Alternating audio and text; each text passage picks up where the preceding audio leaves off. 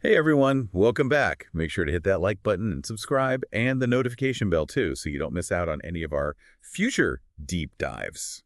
All right, so today we are taking a deep dive into a topic that is absolutely essential for anyone who wants to get a good grasp on India's security challenges. We're talking about left-wing extremism, or LWE for short. Right. And this is important for anyone, really, but especially if you're a UPSC aspirant looking to ace that GS3 paper, or if you're a student just curious about India's social and political landscape. It's a really complex issue. It really is. And it's been around for a surprisingly long time, too.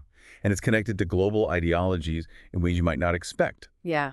So today we're going to try to unpack all of that. We'll trace its origins and look at the ideology that drives it. And we'll explore the factors that contribute to it still being around in certain parts of India. And we'll also look at the strategies that both the LWE movement and the Indian government have used.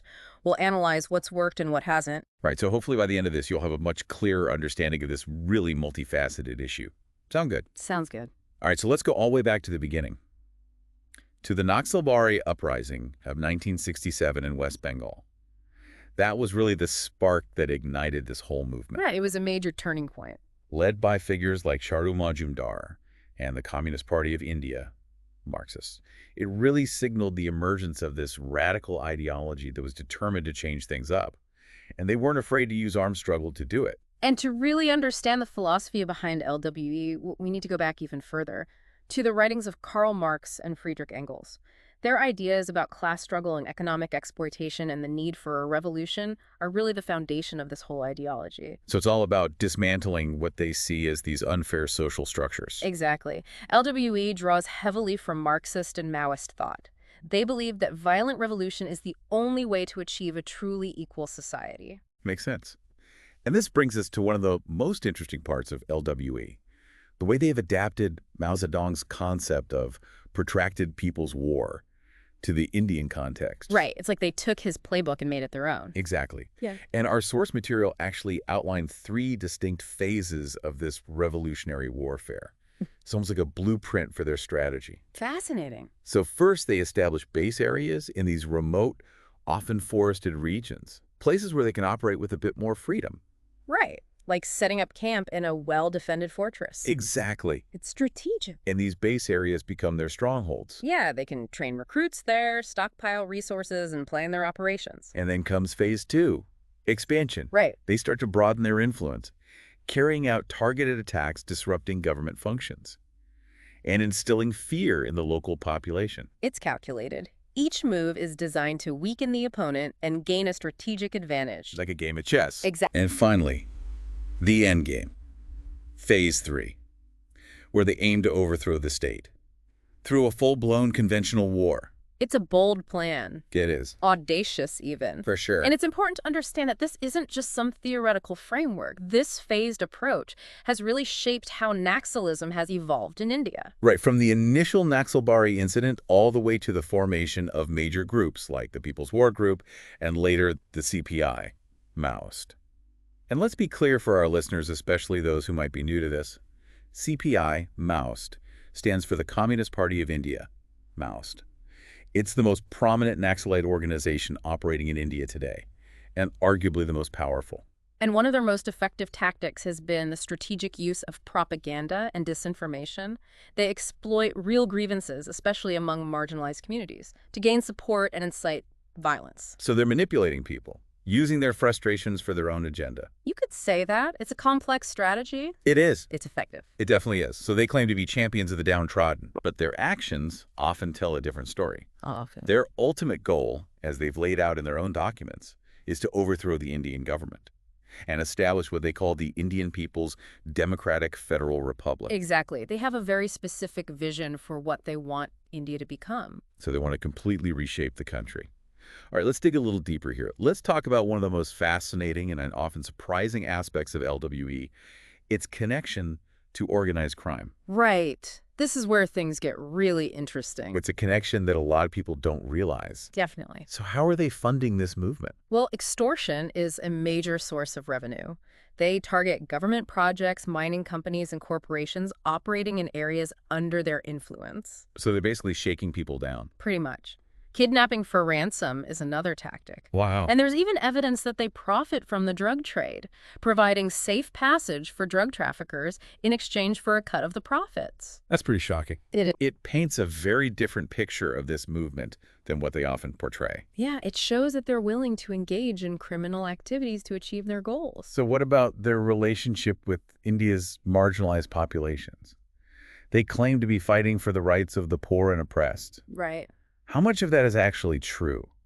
It's complicated. There's no denying that they exploit the genuine grievances of marginalized groups, particularly Adivasis and Dalits. These groups often face systemic discrimination and lack access to basic resources and opportunities. So there's a real basis for their anger and frustration. Absolute. But the Maoists are taking advantage of that. You could say that, but there's also an argument to be made that they actually have a vested interest in keeping these communities marginalized. So they benefit from keeping people poor and powerless. In a way, yes. It ensures a steady supply of recruits, and it helps them maintain their grip on power. It's pretty cynical, It is. but it makes sense strategically. It does. So it's this really tangled web. And if we want to understand this issue, we need to understand the factors that contribute to the rise of Naxalism in the first place. Absolutely. And these factors are complex and interconnected. Like what? Poverty, economic inequality, environmental degradation, lack of basic facilities like education and healthcare, and a weak or corrupt local administration. It's like a perfect storm, It is. creating this fertile ground for discontent and unrest. Right. And this brings us to a relatively new and concerning trend, the rise of what's been called urban Naxalism. So they're not just hiding out in the jungles anymore. Not just. They're infiltrating universities, student groups, labor unions, other social movements, spreading their ideology and trying to tap into urban discontent. That's a smart strategy. It is. But it's also pretty worrying. It raises the stakes, and it makes the challenge of combating LWE even more complex. For sure. Well, we've covered a lot of ground already. We've gone back to the origins of the movement, looked at their ideology and their strategies, and explored some of the factors that contribute to its persistence. But we're just getting started. In part 2 of this deep dive, we're going to examine the Indian government's response to LWE and look at the various initiatives aimed at addressing this really complex issue. So make sure you come back for that. See you then.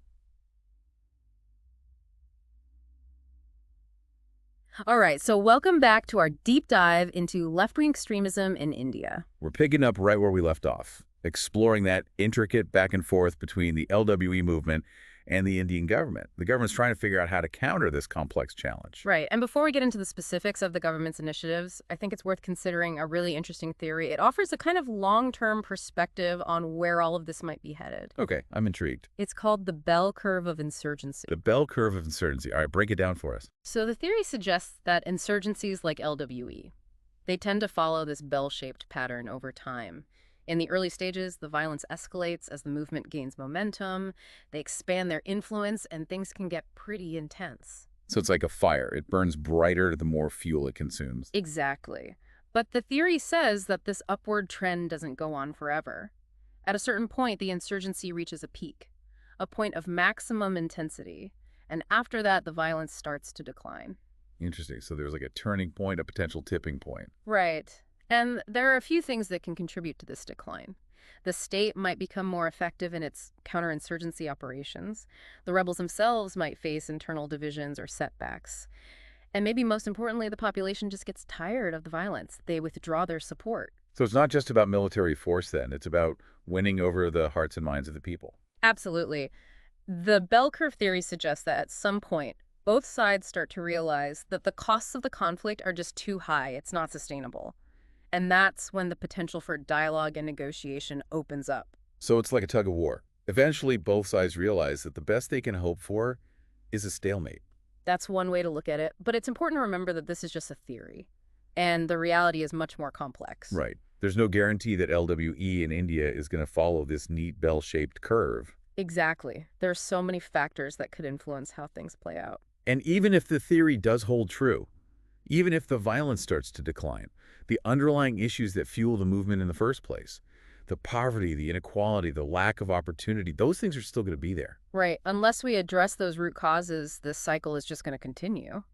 So let's talk about solutions. We've talked about the importance of good governance and creating jobs, Hmm. and rehabilitating former Naxalites. What else can be done to really end Naxalism in India? Well, environmental protection is a huge piece of this puzzle. As we've discussed, environmental degradation from mining and deforestation, it displaces tribal communities and fuels a lot of resentment. And that creates an opening for the Maoists to exploit. Right, it's like pouring gasoline on a fire. Exactly. So, sustainable development practices that protect the environment and respect the rights of local communities. Those are absolutely essential. So it's about finding that balance between economic development and ecological sustainability. Right. We need progress, but it can't come at the expense of the most vulnerable. And we can't forget about political marginalization. Absolutely. Tribal communities often feel excluded from the political process. Like their voices aren't being heard. Exactly. They lack representation and they don't have a seat at the table. So empowering them politically, Yeah. making sure they're part of the decision-making process, that's crucial. It is. It helps build trust and it allows them to address their grievances through legitimate channels. It gives them a stake in the system. Yeah. And then, of course, there's the issue of economic inequality. Right. The gap between the rich and the poor in India is a major driver of social unrest. And it's something the Maoists exploit very effectively. They do. So it's not just about creating jobs, it's about creating opportunities for economic advancement. Right. Ensuring fair wages and providing access to education and healthcare. It's about creating a more just and equitable society Exactly. where everyone has a chance to succeed. Regardless of their background. Okay, so now let's shift gears a bit. Let's talk about the role of law enforcement in all of this. There's always a debate about the right balance between security measures and addressing the root causes that we've been talking about. Yeah, it's a tough question. A purely security-driven approach isn't going to be effective in the long run. It needs to go hand in hand with development and good governance. So it's not an either-or situation. Mhm. It's a both hand. Right. So when it comes to law enforcement, what are some of the key areas that need attention? Well, one is modernizing police forces, equipping them with the latest technology and training, and making sure they have the resources they need to effectively combat this insurgency. Because they're up against a well-armed and organized adversary. Exactly. And intelligence gathering is crucial too, right? Absolutely. To effectively counter LWE security forces, need good information. They need to know what the movement is up to, what they're planning, who their leaders are. Like in a game of chess, Yeah. you need to anticipate your opponent's moves, Exactly. And that requires good coordination and communication between different agencies. breaking down those silos. Right. But alongside all of that, there's the human element, Absolutely. building trust between law enforcement and local communities. That's essential. It is. If people see the police as an occupying force, they're not going to cooperate. They're not going to share information. Exactly. So building relationships, fostering dialogue, and demonstrating a real commitment to protecting everyone's rights. That's crucial. So it's about changing the perception of law enforcement. Right. They need to be seen as part of the solution, not part of the problem. And that requires a change in mindset, not just within law enforcement, but within the government as a whole. And within society as a whole. Absolutely. It's a big cultural shift. It is. And it's not going to happen overnight. All right, well, we've covered a lot of ground in this part of our deep dive. We've explored this idea of the bell curve of insurgency, and we've talked about a range of potential solutions, from environmental protection and political empowerment to economic justice and law enforcement reforms. It's a complex issue with a lot of moving parts. It is. But I think we're starting to get a better grasp on it. We are. But we're not done yet. In the final part of this deep dive, we're going to look at some specific government initiatives aimed at tackling LWE. We'll see what challenges they're facing and what successes they've had. So stay tuned for that. Welcome back, everyone, to our deep dive on left-wing extremism in India. Glad to be back. So in this final part, we're going to shift gears a bit. We've talked a lot about the theories and the strategies, but now let's see how all of that actually plays out on the ground. Let's look at some specific government initiatives. It's one thing to talk about concepts like good governance, but the real test is how they actually get implemented. Exactly. So let's start with a big one. The National Policy and Action Plan to combat left-wing extremism. Right. This has been the government's main strategy since 2015. Am I right? Yeah, that's right. It's a multi-pronged approach, as we've discussed. It tries to tackle LWE from different angles: security development and ensuring the rights of local communities. So it's not just about sending in the troops. It's also about addressing those underlying issues that fuel the movement. Exactly. And within this framework, there are a number of specific initiatives, Yeah. like the Security-Related Expenditure Scheme, Yeah. or SRE for short, that provides funding to states affected by LWE to strengthen their police forces. Yeah, it helps them improve their counterinsurgency capabilities. And then there's the Special Central Assistance, SCA, for the districts that are most affected by LWE. Right. That one channels funds towards development projects, like building schools and hospitals and roads. Trying to bring those areas into the mainstream, improve living conditions, create opportunities. Exactly. And there's also the Special Infrastructure Scheme, SIS, which focuses on things like fortifying police stations, improving communication networks, and enhancing security in those vulnerable areas. Right. It's a comprehensive plan. That sounds like it, at least on paper. But what about the implementation? What are some of the challenges these initiatives face in the real world? Well, one major hurdle is the lack of coordination between different government agencies. There's often a disconnect between security-focused initiatives and development programs. So they're not working together. Not as effectively as they could be. They often operate in silos without much communication or a shared vision. So it's like two hands trying to clap, but they're not quite meeting in the middle. That's a good way to put it. And this lack of synergy can really undermine the effectiveness of both approaches. And then there's the issue of corruption. Yeah, unfortunately, that's a big problem.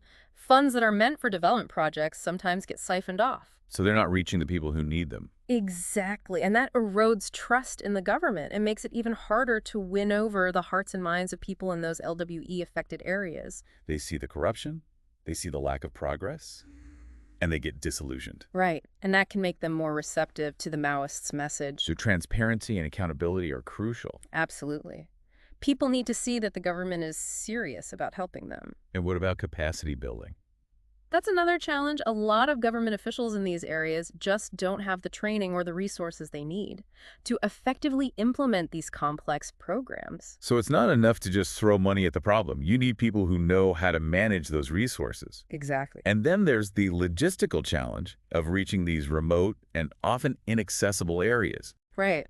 A lot of these LWE-affected regions are in dense forests or hilly terrain. It's hard to get services and infrastructure to those places. It's a logistical nightmare. It can be. It requires creative solutions.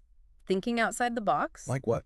Well, things like using mobile clinics to provide health care, establishing remote learning centers to improve access to education, finding ways to transport goods and services more effectively. So it's about adapting to the specific context.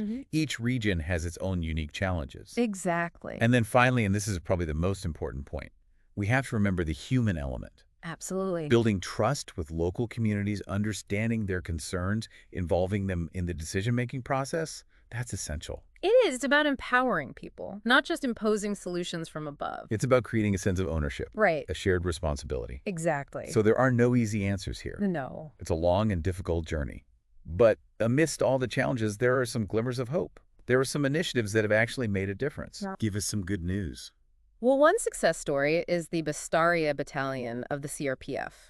It's a unique battalion made up mostly of tribal youth from LWE-affected districts in Chhattisgarh. So they're recruiting from the very communities that are affected by the insurgency? Exactly. The idea is to create a force that understands the local culture, speaks the language, can build trust with the people, and gather intelligence more effectively. So they're not seen as outsiders. Right. They're seen as members of the community. And it's been working. It has. They've gained the confidence of local populations, they've helped facilitate development projects, and they've played a key role in counterinsurgency operations. That's encouraging. What else? The government has also been investing heavily in skill development and job creation programs, specifically targeted at young people in LWE-affected areas. Yes, giving them alternatives. Exactly. A path to a better future. And that's been successful too. It has to some extent. It's created job opportunities, improved livelihoods, and given people a sense of hope. That's great to hear. So it sounds like there's a growing realization that the solution to this problem, it doesn't just lie in military force. It also lies in empowering people, creating opportunities, and building a more just and equitable society. Absolutely. And that's an important message. It is. The most effective weapons against extremism are not always guns and bullets. Sometimes it's education, economic opportunity, and a commitment to social justice. Well said. So as we wrap up this deep dive, I'm feeling cautiously optimistic. The challenges are huge. The road ahead is long. But there are reasons to believe that a better future is possible. I agree. It's going to take a sustained effort, collaboration between different stakeholders, and a willingness to learn from our mistakes. Absolutely. And for all of you listening out there, especially those of you who are interested in public service or just want to contribute to building a better India, keep learning about these issues, engage in thoughtful discussions, and think critically about how we can create a more peaceful and just society for everyone. Real change starts with awareness, with understanding the complexities of these issues, and with a commitment to making a difference. Well said. Thank you all for joining us on this deep dive into left-wing extremism in India. We hope you found it informative and thought-provoking. We did our best. And as always, we encourage you to share your thoughts, your insights, and any questions you might have in the comments. Until next time, keep diving deep.